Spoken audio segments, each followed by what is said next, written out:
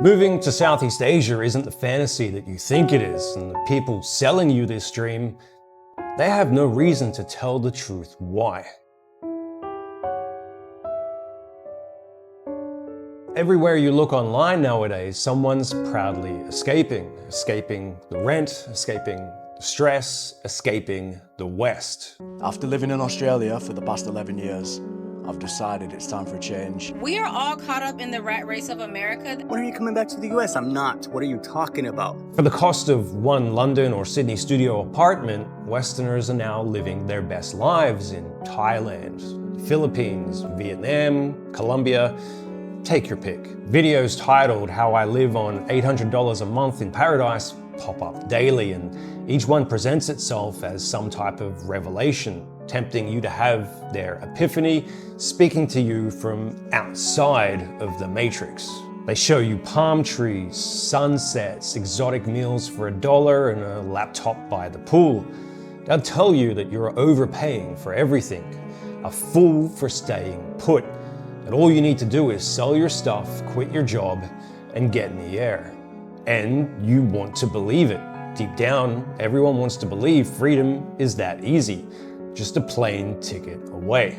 And what most people don't realize when they move abroad with this mentality is they may have escaped the rent and exorbitant prices, they may have escaped the stress and the tedium of their own lives, but they never escape the system.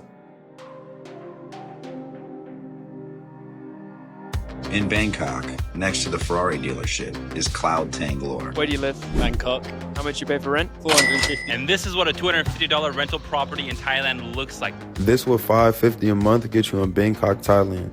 Comfort is one of the most deceptive drugs there is. It doesn't destroy you suddenly like greed or addiction. It lulls you in. It whispers, "Stay here.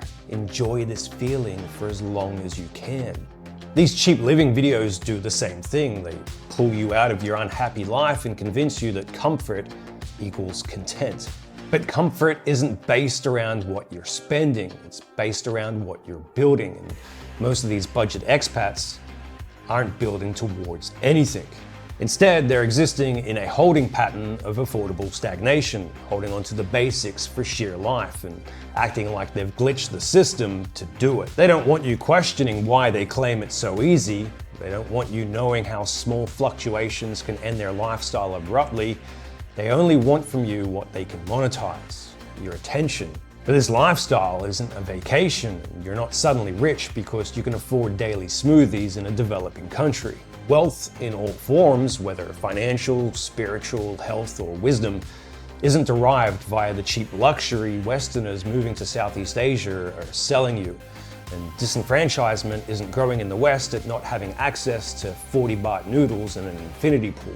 Instead of security, prosperity, and stability, the glamorization of lifestyles here is nearly always being sold on superficialities. Luxury over permanence, cheapness over reliability, fun over the future. And the people making these videos know exactly why they work so well.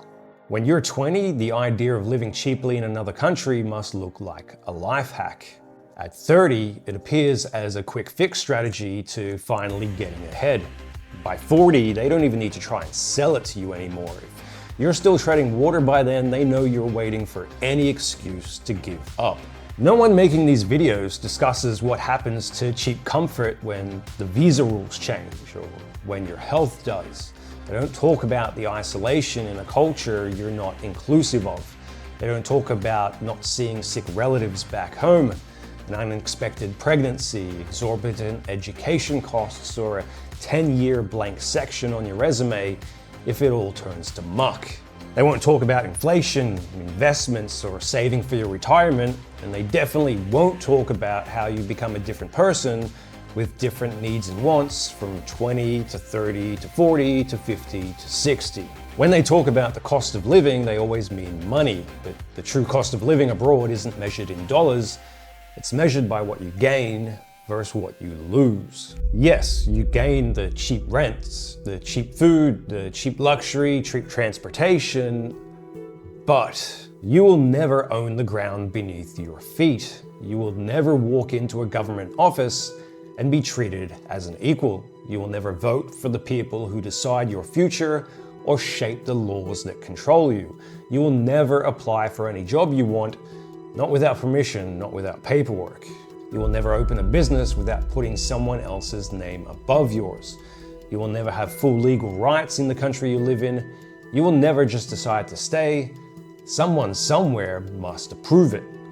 You will never be free from immigration queues, re-entry stamps, and sudden rule changes.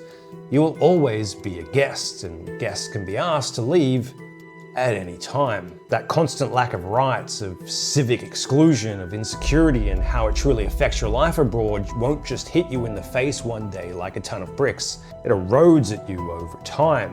When you go to open a door that you had access to back home, but you find that it's forever sealed shut here. Every cheap month of rent, every low-cost meal, every ridiculously priced smoothie comes at a cost to your freedoms as a non-citizen and non-native. Whether it's as basic as deciding to moonlight as an Uber driver or as important as buying a house. These countless decisions are not yours to make anymore, and they never will be again. Now, to absolutely make it clear, this video isn't saying don't move to Thailand or Vietnam or Costa Rica because your life will inevitably turn bad. I don't regret my decision to do so for a minute. Instead, if you choose to do it, you need to honestly ask yourself why you're doing it. To achieve your life goals, or under the premise that you've found a glitch to feel instant gratification, at least for a short period of time. A move of this magnitude is a calculated risk that just won't play out over a few weeks or months. It plays out over years, if not decades, and if you're not careful, you'll discover that you didn't ever escape. You just relocated your cage.